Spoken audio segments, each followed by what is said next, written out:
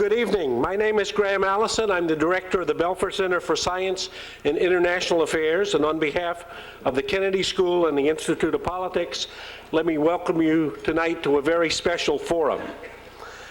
The topic tonight has become one of the hottest political issues in Washington and across the country. Should China become a member of the World Trade Organization? Now, some of us Ruud Lubbers, whom we're glad to have here, the former Prime Minister of the Netherlands, who's teaching here, some of us can remember when trade was not the most exciting issue.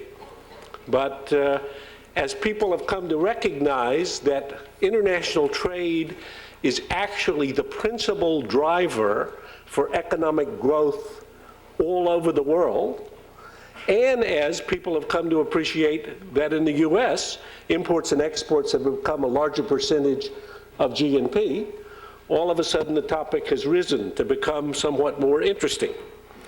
Just yesterday, thousands of American workers gathered in Washington to express their anxiety about this issue. And of course, we all remember Seattle. So here at the Kennedy School and Harvard, this issue's been discussed with a lot of passion, with some intensity, occasional illumination, in the hallways, in the forum, in the classrooms. Earlier this semester, the forum hosted a lively debate on the future of free trade with Ambassador Ira Shapiro and Lori Wallach of Public Citizen. And I thought it was a very informative discussion. Indeed, while Ambassador Barshevsky may be surprised, there are even some people at Harvard who may not completely agree with her point of view. So this is a diverse faculty and diverse student body, and we have debates on almost every subject, including this one. Some oppose China's entry into the WTO because they believe it will export U.S. jobs rather than do good. Others oppose China's entry into the WTO because they feel passionately that the U.S. must continue to hold China more accountable, not less, more accountable for its human rights abuses, its inadequate environmental protections, and its religious persecution. On the other hand, proponents of China's entry into the WTO believe that granting China normal trade relations is a win-win relationship and a win-win proposition for the United States. China already has broad access to American markets. In case you have any doubts, check your clothes. Okay? The question about this agreement is, what about leveling the playing fields by giving America greater access to Chinese markets? Many proponents of China's entry into the WTO, in which I include myself, believe that the national security arguments are also an important part of this picture, in which opening trade, open society makes for more likely and more freedom, and ultimately for more peaceful relations. Now tonight we're going to have an opportunity to hear from the horse's mouth. Okay? The person who is America's foremost trade negotiator and is the leader of the effort for, with President Clinton, for U.S. entry into the WTO. But we're going to entertain, in a civil fashion, contrary arguments when it comes time for questions and discussion. So this is not a closed debate. This is a very open debate. But the great opportunity that we have is to hear from the person who's actually doing the work.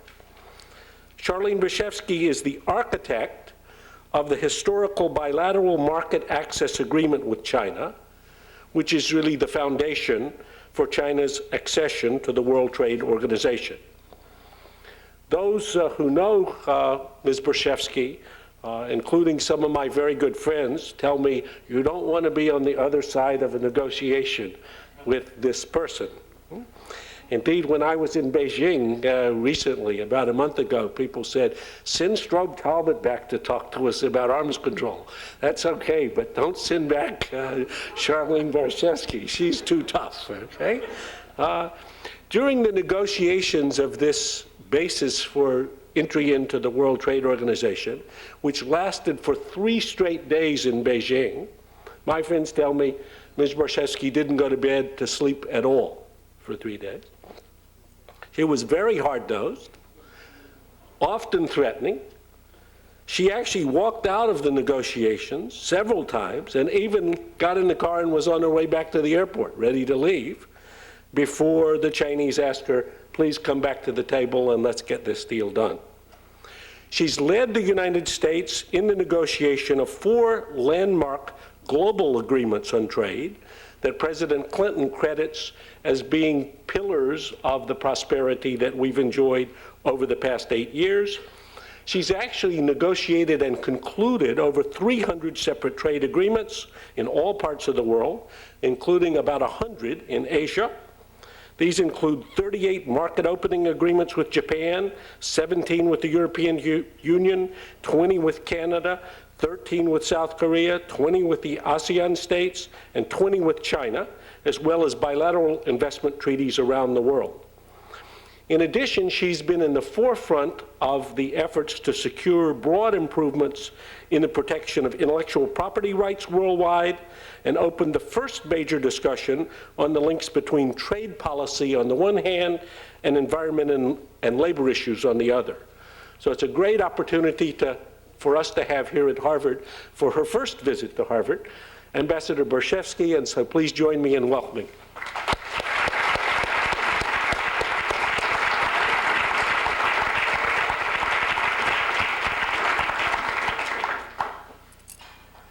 Thank you very, very much. It's true the Chinese would probably rather see almost anyone rather than me.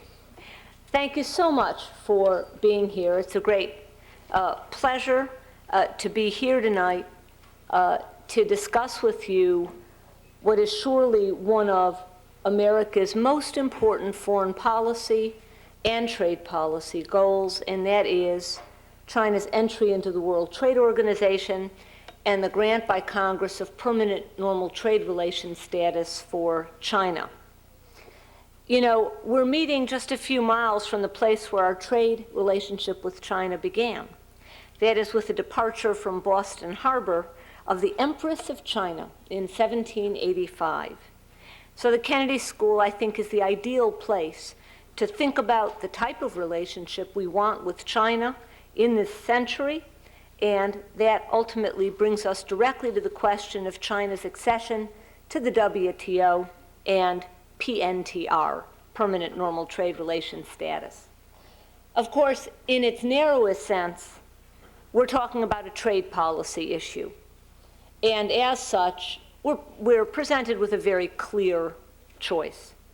Last November, after years of negotiation, we reached a bilateral agreement with China on its accession. It secures broad-ranging, comprehensive, one-way trade concessions. That is, we do not reciprocate at all.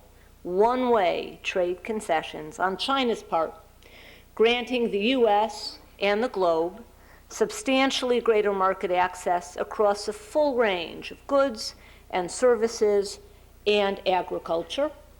It secures our guarantees of fair trade with China in this market and substantially increases our ability to enforce China's trade commitments. We make no changes whatever in our market access policies toward China. We don't change a tariff, we don't change a trade law, we don't change our laws pertaining to the export of sensitive technology. We don't change any aspect of our current market access policies toward China or current restrictions on what we can sell to China. The only policy issue before the Congress is this. Regardless of the debate on PNTR, China will enter the WTO. Regardless of the outcome of the congressional debate on PNTR, China will continue to export to the United States as it does now. The only question before the Congress is whether we will accept the benefits of China's accession and whether we will accept the benefits of the historic agreement that we've negotiated, or turn those benefits over to the rest of the world while our farmers and our workers and our producers are left behind. That is the only question before the Congress. Now, I could end my remarks right there. And from a purely trade policy perspective, I'd be completely rational to do so. But this is a very big issue, and the decision has very wide implications. China is the world's largest country. Over the past decade, the world's fastest major growing economy. Our future relationship, inescapably, will have great bearing on American security and American strategy in the 21st century. And as you know, our relationship with China is neither free of deep tension or deep-rooted policy disagreements. Many ask, why should we proceed with a trade agreement with China, even an entirely one-sided trade agreement with China, while our differences over human rights, religious freedom, security issues, and other topics remain? And I think it is not only fair, but it is vital that we judge WTO accession in light of these concerns as well. And we can begin doing that by tracing back to its origins the institution China now wishes to join. The WTO has its roots in the era of Reconstruction following the Second World War, and in the lessons that President Truman and his Allied counterparts had drawn from economic depression and war. In the 1930s, he and they had seen their predecessors yield to cycles of protection and retaliation, beginning with the American Smoot-Hawley Act and colonial preference schemes in Europe, which deepened the Depression and which contributed to political upheaval. Later, they believed that by restoring economic health, by raising living standards through a more integrated approach to growth and security, we would, in tandem with a strong security policy, as nations gained a greater and greater stake in stability beyond their own borders, strengthen a very fragile post-war peace. George Marshall summed up in June of 1947, when he came to Harvard to announce the Marshall Plan for post-war reconstruction, summed this up as follows, and he said, quote, "The U.S. should do whatever it is able to do to assist the return of normal economic health in the world, without which there can be no political stability and no assured peace."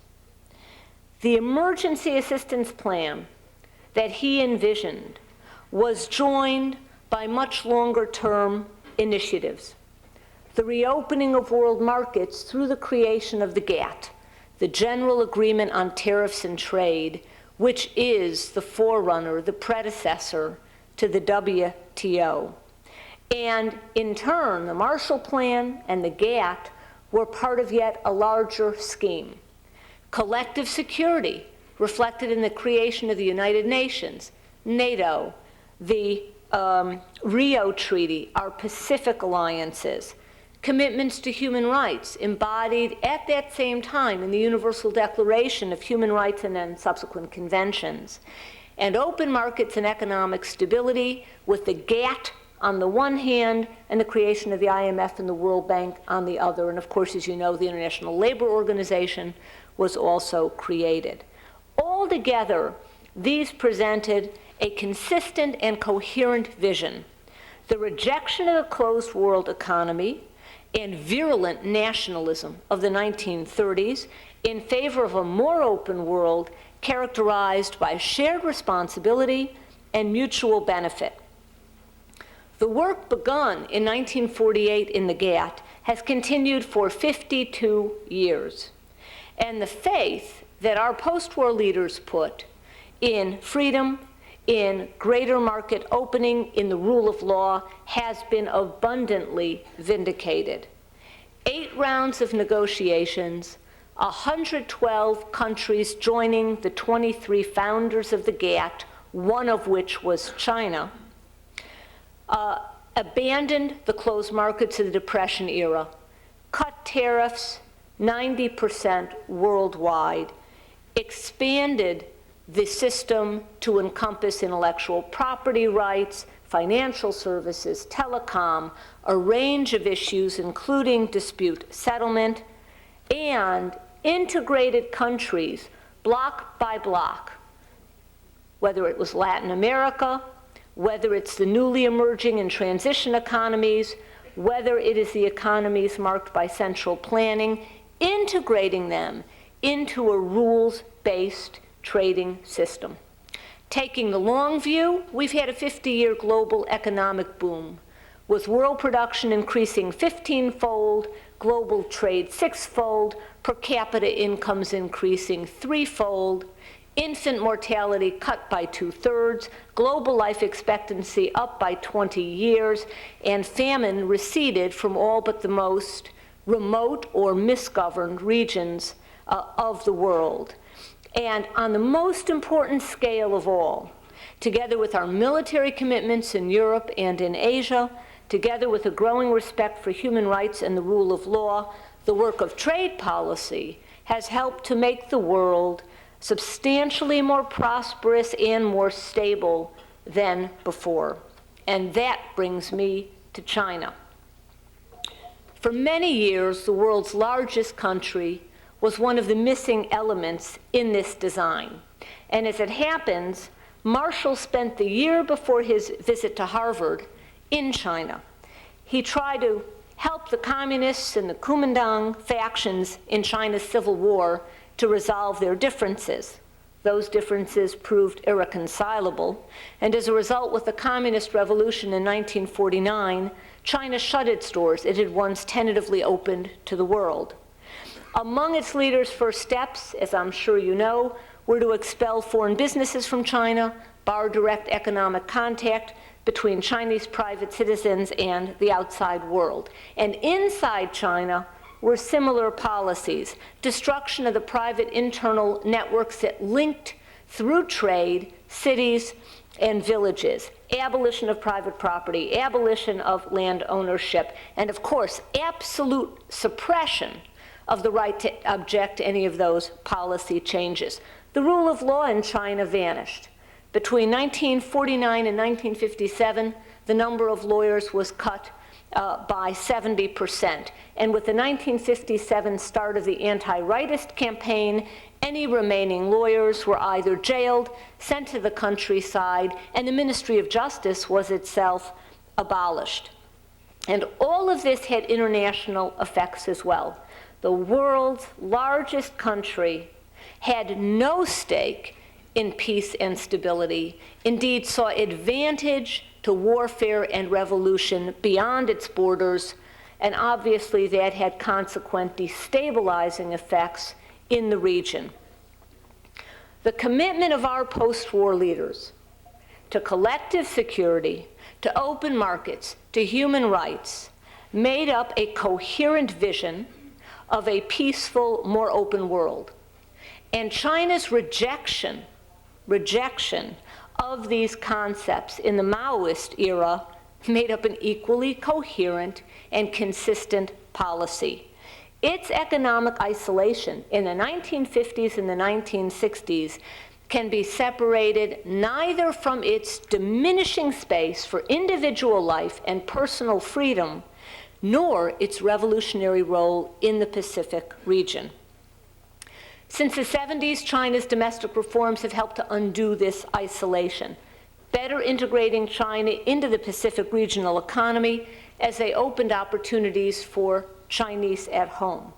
Reform has reversed the most damaging policies of the Great Leap Forward and the Cultural Revolution era, abolishing rural communes, enabling private businesses to revive in villages and in cities, A number of earlier policies, like absolute bans on foreign investment and private export trade, have been relaxed but not abandoned entirely. U.S. trade policy has worked with these trends. From the lifting of the trade embargo to 1972, to the first grant of NTR relations and the establishment of diplomatic ties in 1979, to U.S. support for China's membership in the Asia-Pacific Economic Cooperation Forum, APEC, to agreements on market access, agriculture, intellectual property rights, textiles, each step created not only new economic opportunities for Americans, but helped to support reform in China and reintegrate China into the regional and world economies it had left in 1949. Taken as a whole, Chinese reform and U.S. trade policies have worked together to create a positive set of results. In an economic sense, reform has helped to lift about 200 million Chinese out of poverty. For our part, of course, not only do we benefit from a reduction in poverty overseas, but obviously in an economic sense, we benefit quite directly from it. But of course, China's economic opening has helped to foster advantages that go beyond simple material gain. We shouldn't overstate the progress, of course. China's political system remains repressive and authoritarian. This is detailed in a very comprehensive report put out by the State Department. It's why we're pressing for a resolution in the UN condemning China's human rights practices. It is why we have sanctioned China as a country of concern under the International Religious Freedom Act. But it is also fair to note that as reform has proceeded, respect for a number of basic rights and basic liberties reflected in the Universal Declaration on Human Rights has grown. Private property rights, for example, with farmers able to farm their own land, entrepreneurs able to start a business, families able to pass their property on to their children, or greater openness to information, with Chinese citizens able to listen to foreign TV and radio and have access to foreign websites, and some aspects of freedom of association, as Chinese citizens meet and exchange ideas with foreigners and with, of course, people from Taiwan and Hong Kong. And China has become a more integrated, more responsible member of the Pacific community. With reform and opening, China's neighbors are China's customers. China's neighbors are investors in China. And this has helped China to move away from its revolutionary foreign policies of the 1950s and 1960s. This was absolutely clear in the Asian financial crisis in 1997. Once, China saw South Korea and the ASEAN nations as ideological rivals. By the time of the crisis, they were the markets that supported Chinese jobs. They were the investors who created growth in China. China's willingness to maintain currency stability, to invest in IMF recovery packages, was a clear matter of Chinese national interest, surely, but also evidence of an immensely important shift of perspective within China on the role it should play in the Pacific and on what the nature of its interests in the Pacific should be. As valuable as all this has been, reform remains terribly incomplete. Policy legacies of the 1950s remain: bans on foreign participation in information industries, for example, restrictions on the abilities of foreigners and Chinese businesses to trade freely. Other elements of China's system are only partly reformed. Companies, for example, can invest in China, but you can't import the parts that you want to import. Trade barriers remain high. Newer industrial policies are likewise problematic. And of course, as you know, China has a habit of conditioning investment on such things as forced technology transfer, local content requirement, so on and so forth. So while our exports to China have grown $10 billion over recent years, that's really rather a drop in the bucket compared to our export growth to other economies. And China's external and internal barriers don't just block our exports, but even as China's senior leaders realize, they've led to massive corruption and economic inefficiencies, which block China's own prospects for sustainable growth and job creation. These are problems that China's WTO accession will directly address through a comprehensive series of commitments on the full range, as I said, of industrial goods and services and market access. Just in very brief, China will slash tariffs, end import bans and discriminatory taxes, eliminate quotas, and most importantly, for the first time since the 1940s, allow Chinese citizens and foreign businesses to export and import directly to and from China. In agriculture, China will slash tariffs, expand substantially our ability to access their bulk agricultural markets, end import bans, cease export subsidies, reduce domestic subsidies, and base food safety decisions on science.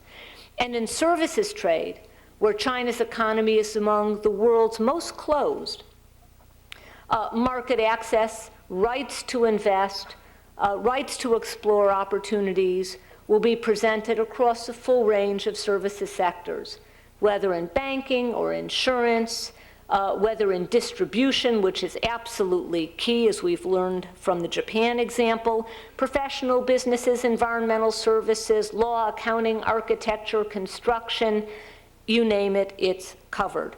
And the agreement strengthens substantially protections for American workers against any import surges from China, against dumping by China, where we have special, quite restrictive rules, as well as substantially increase our ability to enforce China's trade commitments through our own trade laws, through WTO dispute settlement, through special mechanisms like the anti-import surge and anti-dumping remedies that we've specially negotiated in China's case, through the pressure 134 other countries will also bring to bear if China does not comply.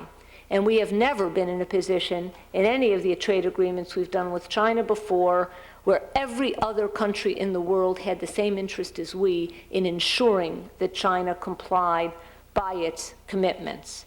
And of course, last, China's entry into the WTO will facilitate Taiwan's entry into the WTO. This is one of the reasons that Chen Shui-bian, the new Taiwan president, supports the permanent normalization of economic relations between the US and China, and supports China's accession to the WTO. Taiwan's accession, of course, will also have direct positive economic benefits for the United States.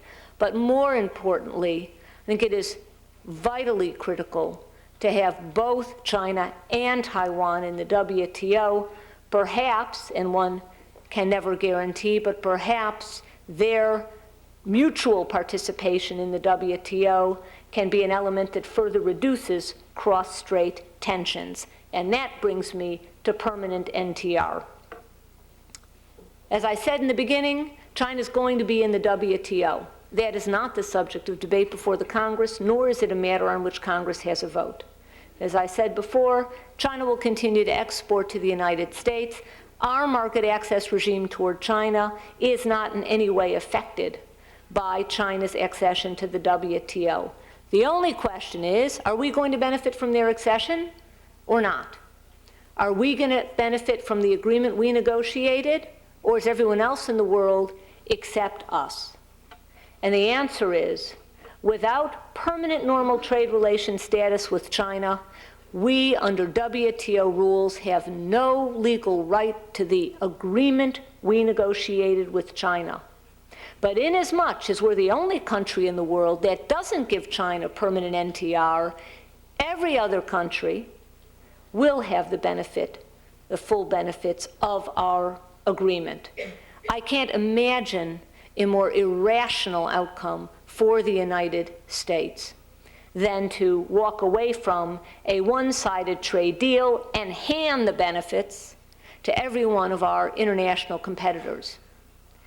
In terms of our policy toward China, permanent NTR is no real change.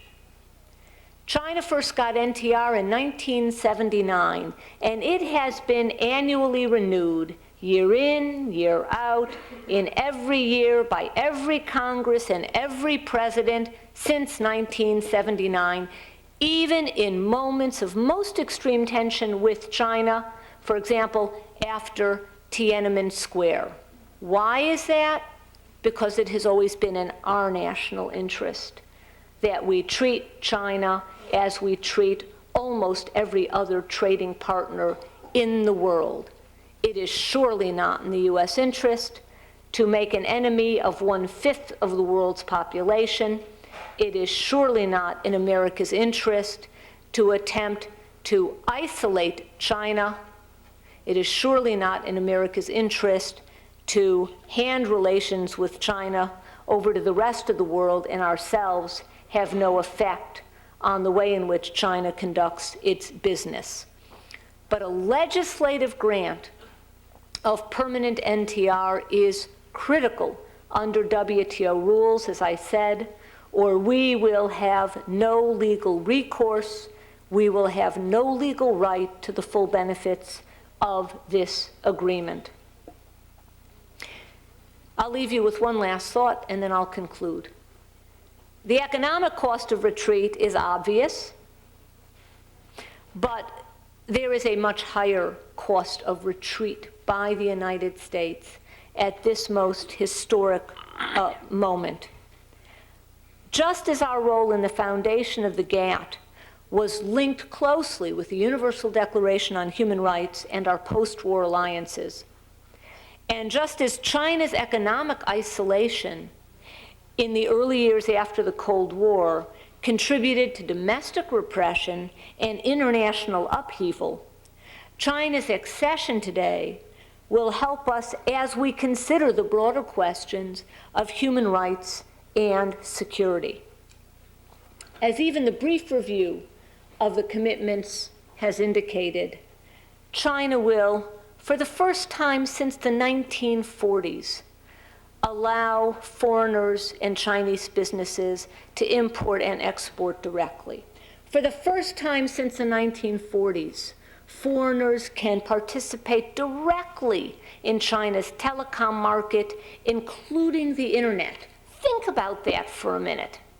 You've seen what the internet's doing in our own country, and we're already the most open country in the world. Imagine the implication in China. Last year, there were 1 million net users in China.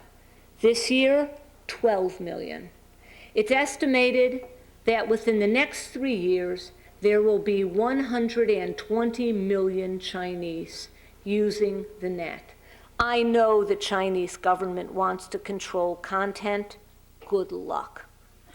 For the first time since the 1940s, this agreement will remove or reduce state control from large aspects of Chinese economic life. And for the first time ever, China will agree to binding dispute settlement by international panels for violations of its commitments. This range of obligations and commitments is a remarkable victory for economic reformers in China and for economic reform in China. They change policies dating to the earliest era of communism in China. They'll give China's people more access to information, weaken the ability of hardliners to isolate China's public from outside influences. The organization in China most opposed to this agreement is the PLA, the Chinese army. Why? 2 reasons. One, they own a lot of businesses, and they're not very competitive. And 2, they believe WTO accession will further westernize China. That alone is an endorsement of this agreement and the policy of putting China in the WTO and granting permanent NTR.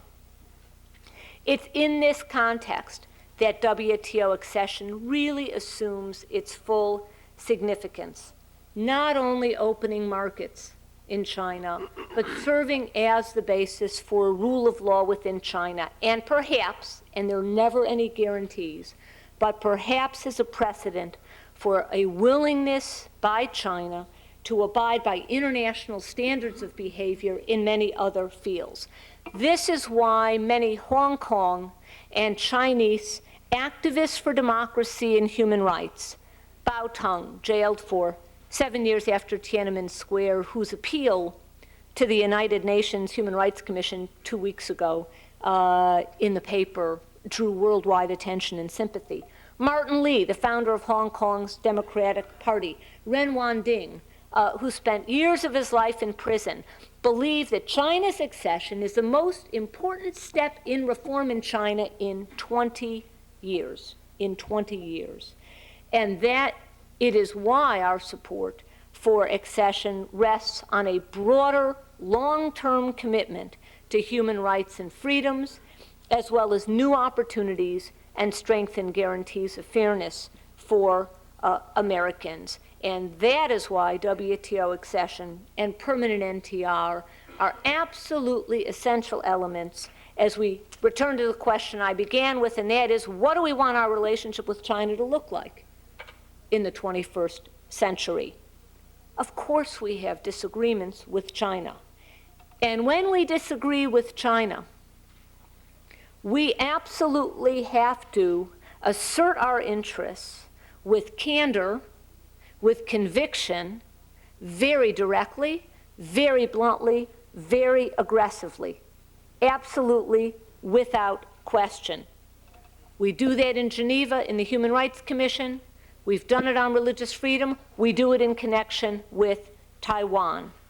No trade agreement is ever going to resolve all of our disputes with China, and trade agreements are not a substitute for a very aggressive policy on human rights. But if we turn down a comprehensive, one-way set of concessions by China, after spending 13 years trying to persuade China to say yes, and they finally say yes and we say no, we're saying something very dark about any possibility of a stable, of a mutually beneficial relationship with China. That would threaten our work on any and every issue of interest we have with China and in the Pacific. Every interest we have. It would complicate substantially our Pacific alliances. All of our Asian friends and allies will view congressional rejection of PNTR as an unnecessary rejection of stable and constructive relations in their neighborhood with their largest neighbor. And it will be viewed by them as a turn away from the open and confident vision we have held for the Pacific for almost 50 years. And over the long term in China, seeing no conceivable economic reason for our decision, China is much more likely to read into every one of our actions hostile intent. That, in turn, raises the prospect that present disagreements, present tensions only escalate, only intensify. We need to have the wisdom and the confidence to make the right choice here. We have an absolutely remarkable opportunity. Ever since the era in which Secretary Marshall spoke on the steps of your library, we have led in building a system of open markets under the rule of law. That, in turn, has contributed mightily to the creation of a more peaceful world. China's absence from that system in the 1950s, in the 1960s, helped bring upheaval and conflict throughout Asia. Its partial integration back into the global community in the 70s has meant greater stability, has meant reduced tensions. And WTO accession with permanent NTR will be the single most important step in this process in many, many years. That is what this agreement is all about. This is the stake that's before Congress as it begins to debate PNTR. This is what the Massachusetts congressional delegation and all congressional delegations need to be thinking about. This is why the administration is committed to PNTR for China on the basis of this historic agreement. It is why it is critical that we succeed.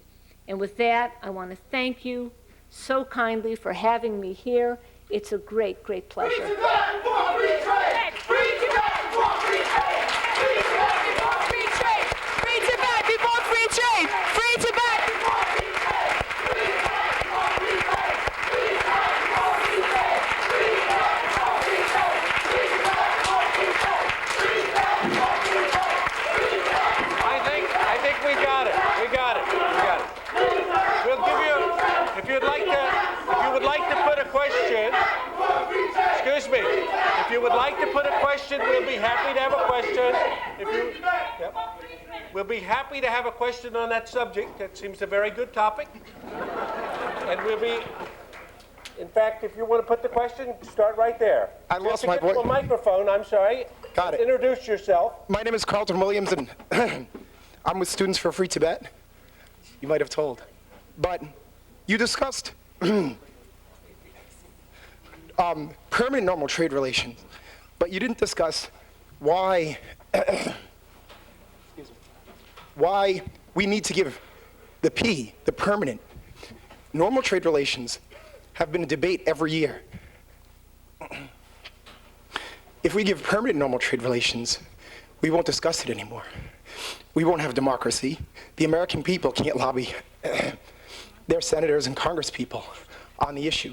So why will we give that away? Why will you not allow us to discuss that with our representatives? Good question. I think that's a very good question. And do you want me to continue? No, sitting stay here? right Yeah, okay. I think that's, thank you so much. I think that's a very good question. And let me, first of all, describe a process going on now, and then give you a little bit broader answer.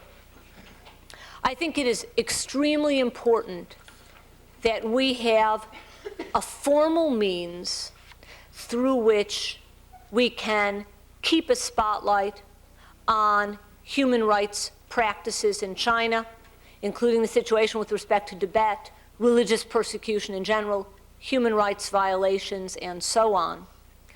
And at the same time, try and effect more positive change in China, quite apart from economic liberalization. One of the things that we're looking at is the creation of a Helsinki commission, a Helsinki-type commission with respect to China. You all know the Helsinki Commission was created many, many years ago as a means to promote, for spotlight and then promote human rights, greater personal freedoms in Central and Eastern Europe.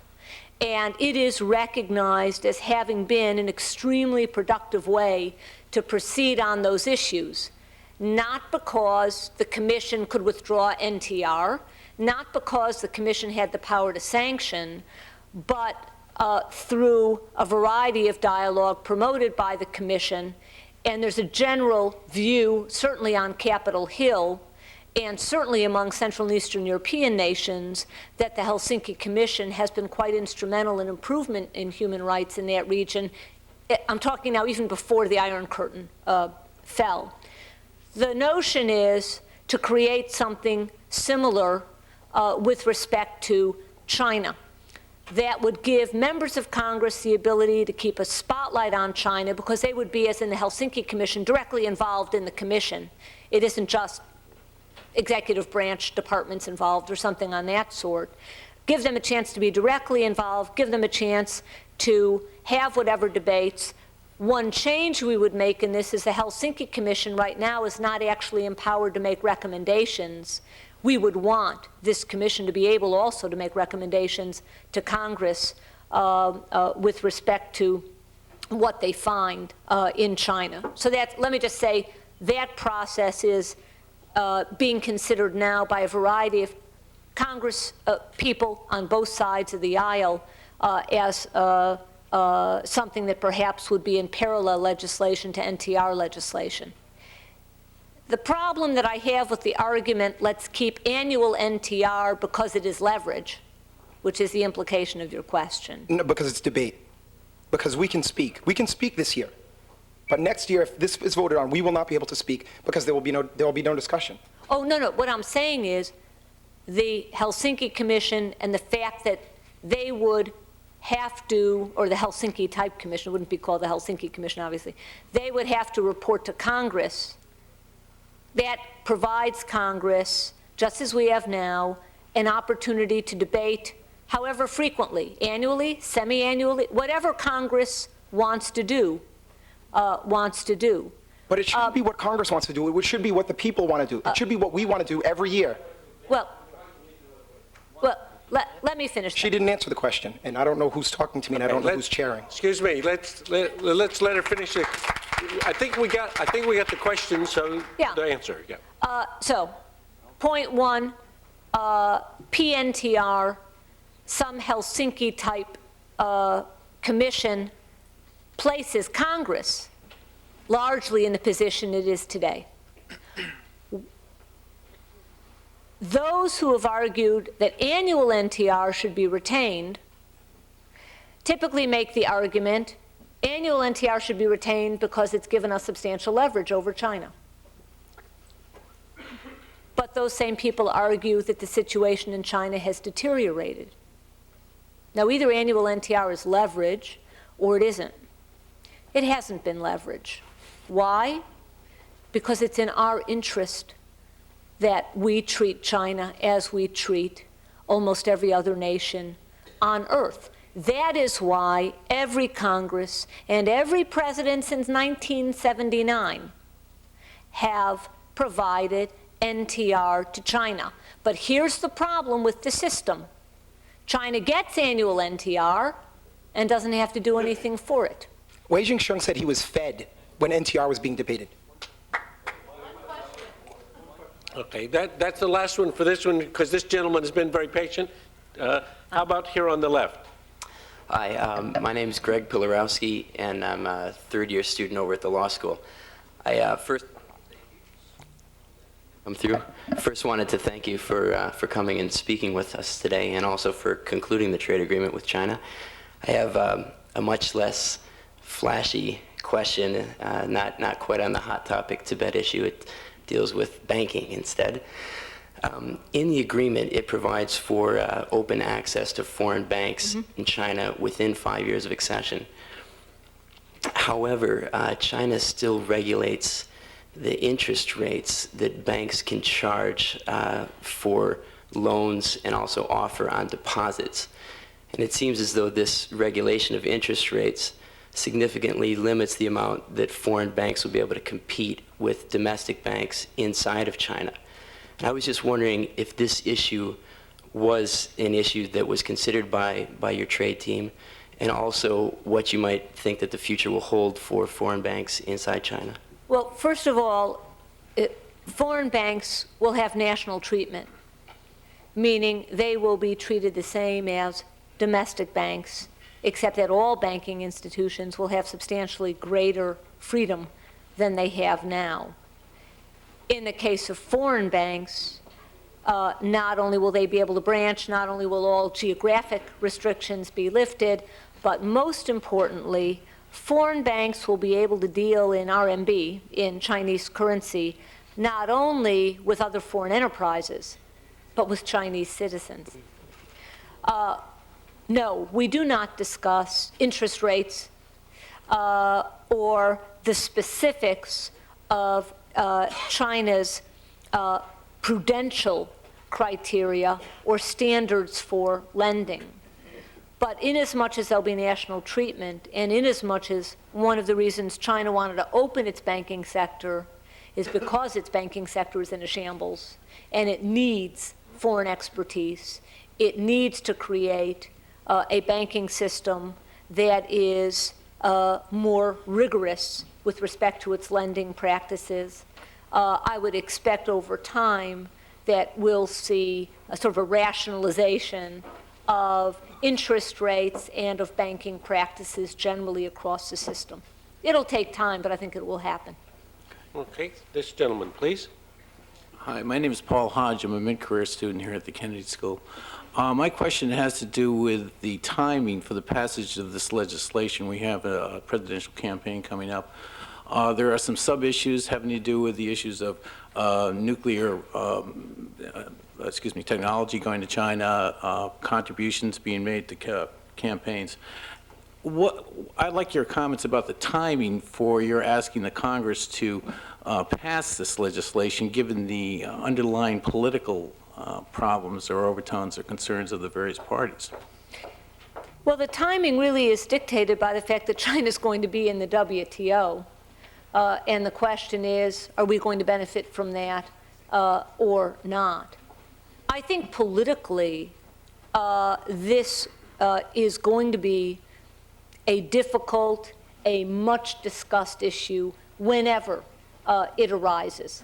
Or to put it another way, there is no good time for trade debates typically in the Congress.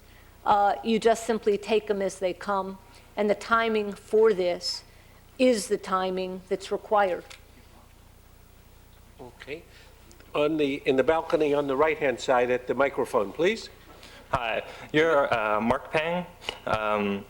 The administration's commitment to China's WTO accession seems to be undercut by just last year's administration rejection of Prime Minister Xu's deal. I was wondering if you could explain why the administration rejected and walked away from the deal last year, and why has it accepted it this year.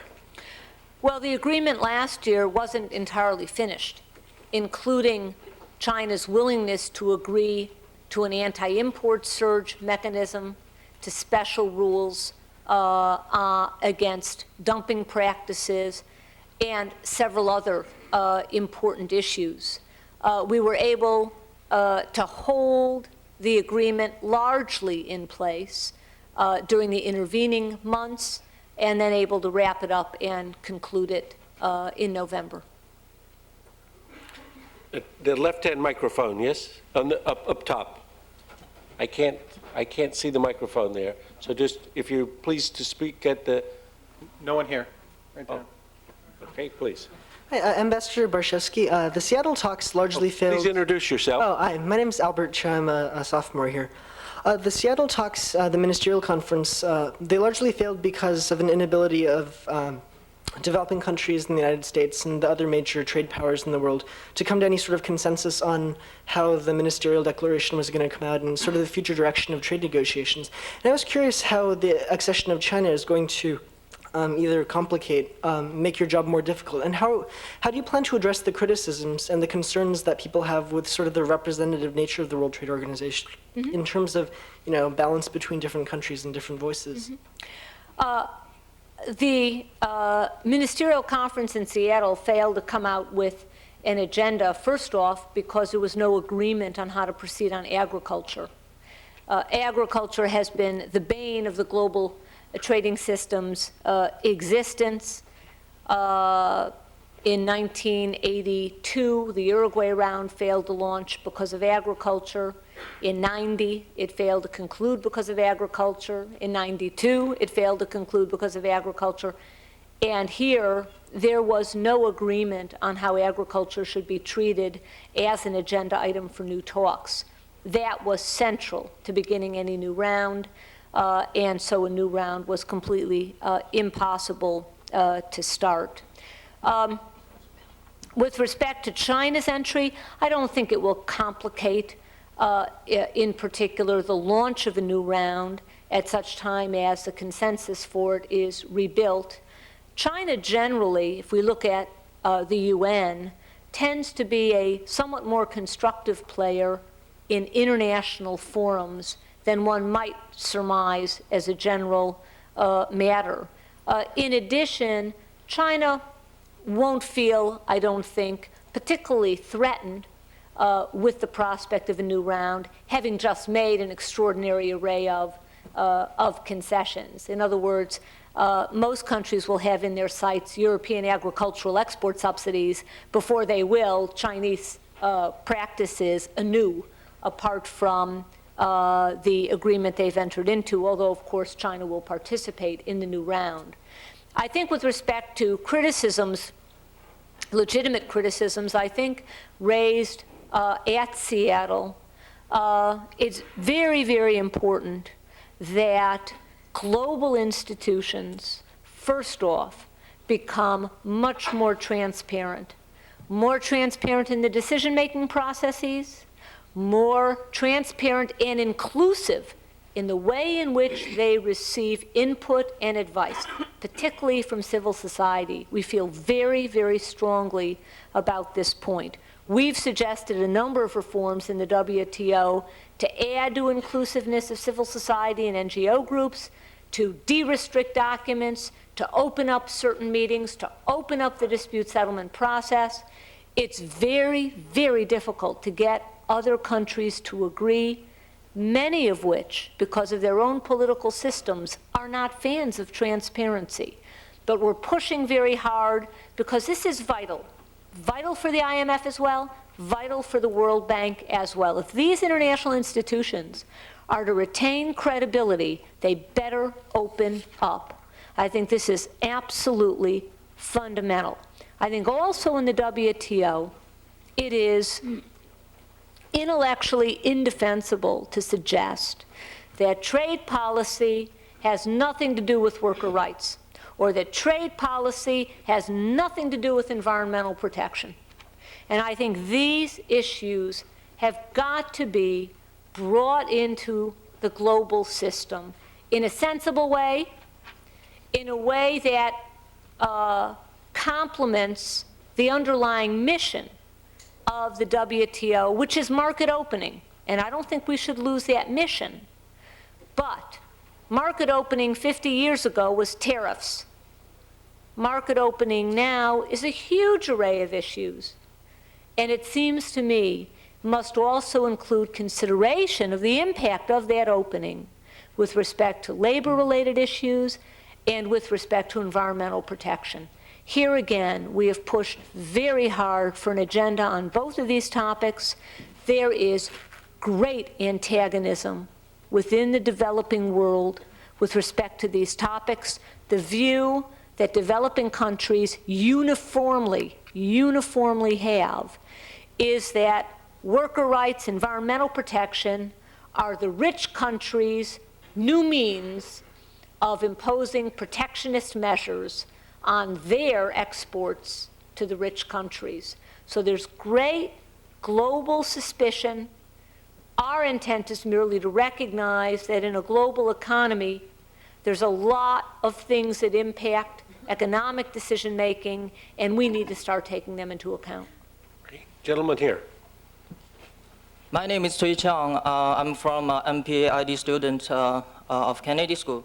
The United States has persistently advocated the omnipotent advantage of free trade. And now China is willing to join the international community and further integrate into the international economy. To do that, China now has been forced to give up in a variety of sectors where China has disadvantages, where according to some studies done by Nicholas Lucky in Brookings Institute, that will lead to unemployment of 110 million people. Not to mention that China's backward agricultural sector might be the biggest loser, in which 70% of the population is finding employment.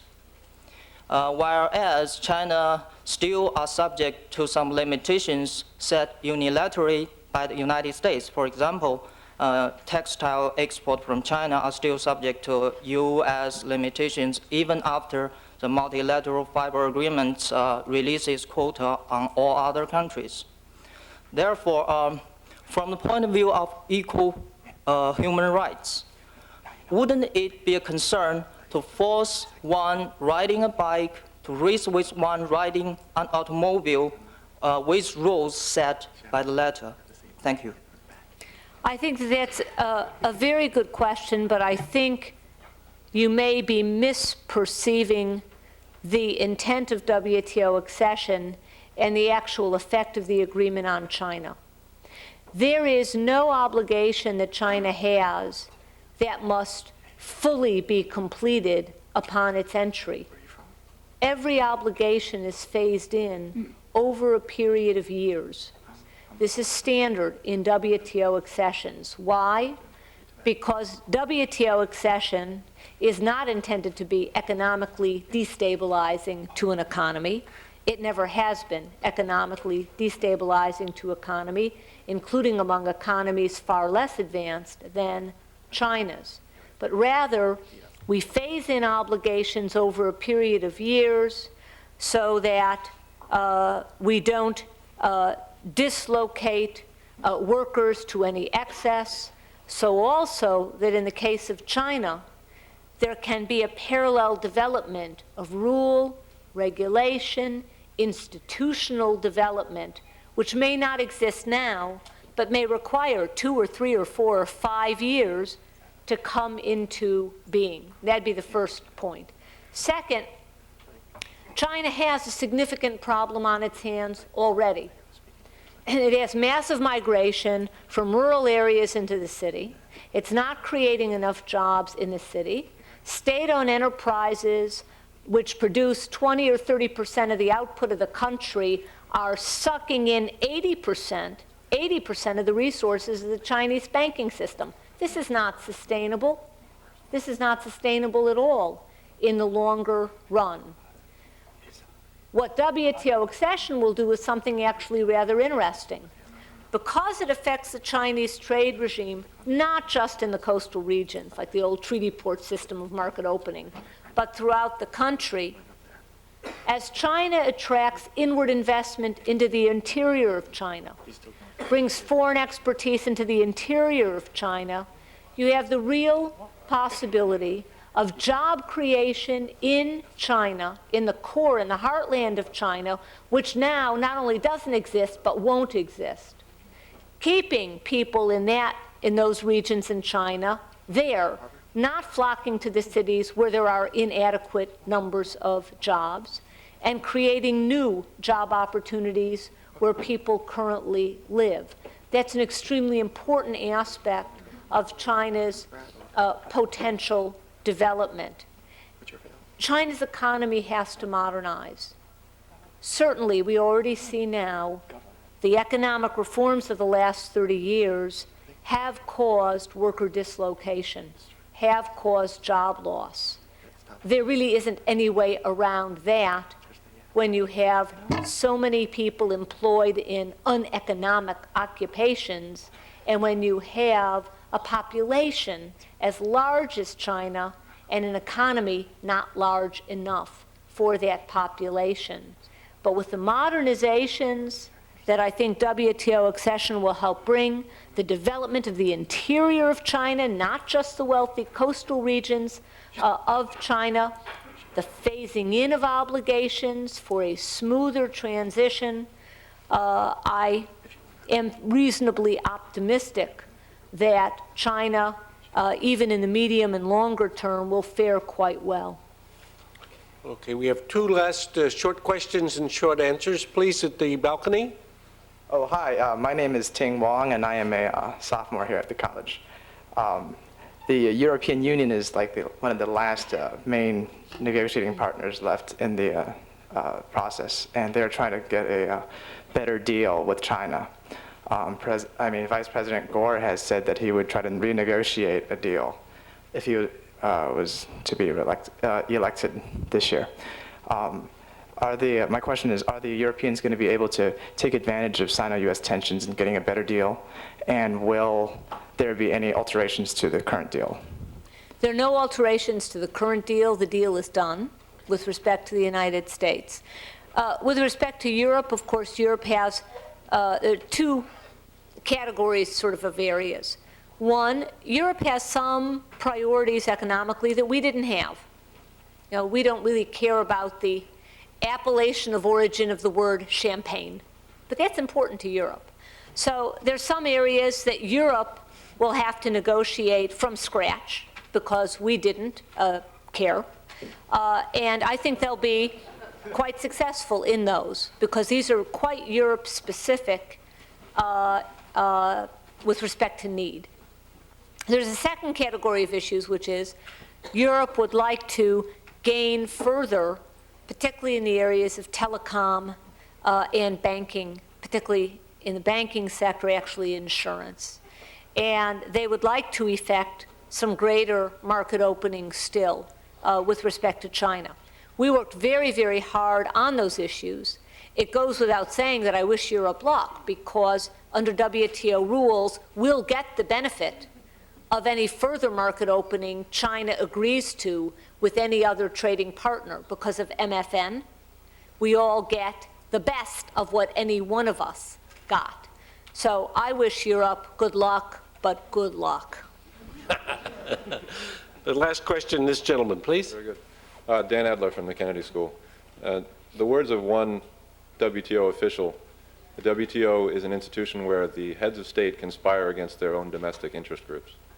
And one of those groups is labor rights activists and labor organizers, some of the most vocal protesters and the advocates of some of the more well-articulated criticisms of the new neoliberal regime.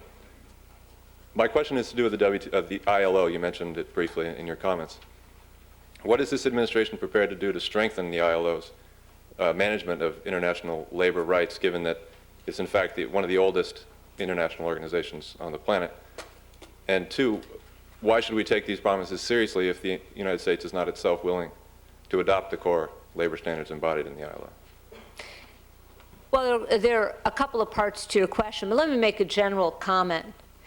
I reject the notion that the WTO is an institution of governments that conspire against their people, unless you take the view that democratically elected governments don't represent the people that elected them. I personally don't have that view, but I'm always interested in new definitions of democracy. Can I say that begs the question of China's entry then, given Yeah, no, hang on. Now, I think with respect to the ILO, first off, why have we not ratified conventions? The biggest problem that we have has to do with the fact that labor relations in the U.S. tend to be, in many respects, governed by state law. It isn't just a matter of federal law, it's state law.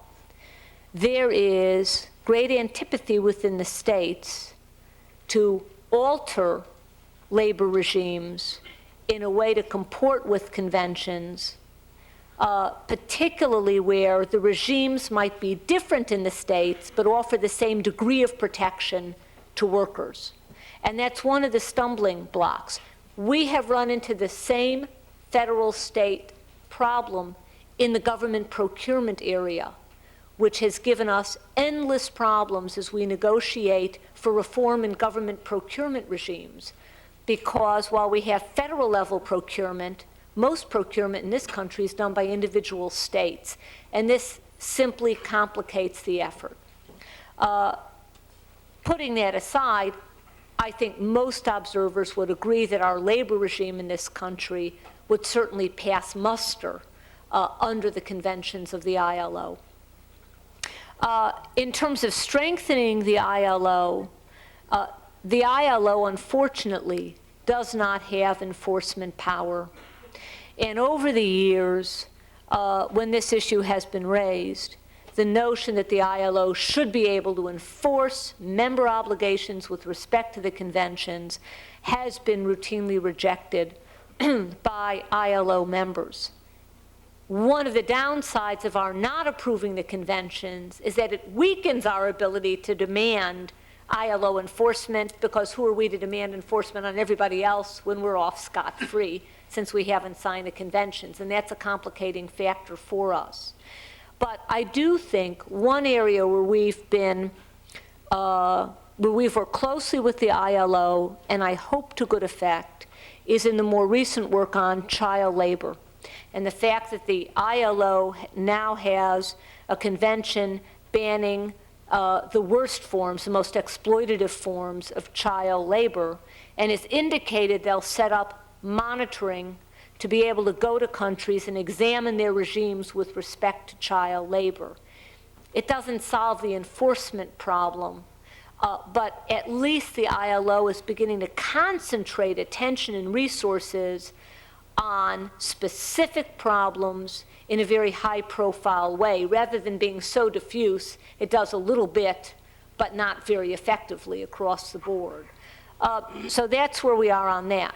I would like to see in the WTO discussion of the trade and labor link, not to set labor standards, because economic ministers aren't particularly equipped to set labor standards or health and safety standards, but I do think you have to explore this issue of exploitative child labor. I think you have to explore in the WTO context the question of the relationship between trade policy on the one hand and the ability of workers to adjust to intensified competition and the ability of workers to organize more freely. I think these are critical issues that merit dialogue in the WTO as well. And then the key is to also continue to work with the ILO, focus their attention, elevate the profile of the issues that are of genuinely global concern, and perhaps over time persuade the ILO members that it also ought to have enforcement authority. Unfortunately, our time with Ambassador Barshevsky is given out for the day, but we hope that having come, she'll see this is an interested audience, and she'll come back often, and we thank her for making a terrific case and for her great job in office. Thank you. I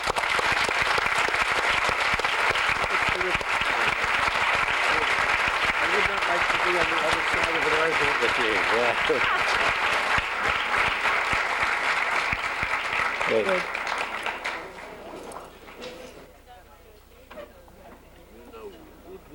From previous lives? Pardon me? You know Rude Lubbers from previous lives?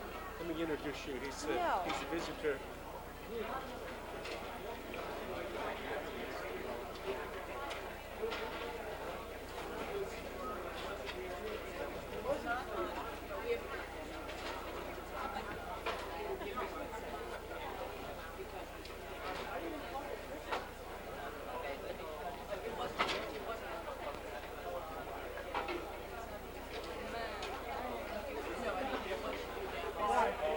Well, I mean, she was.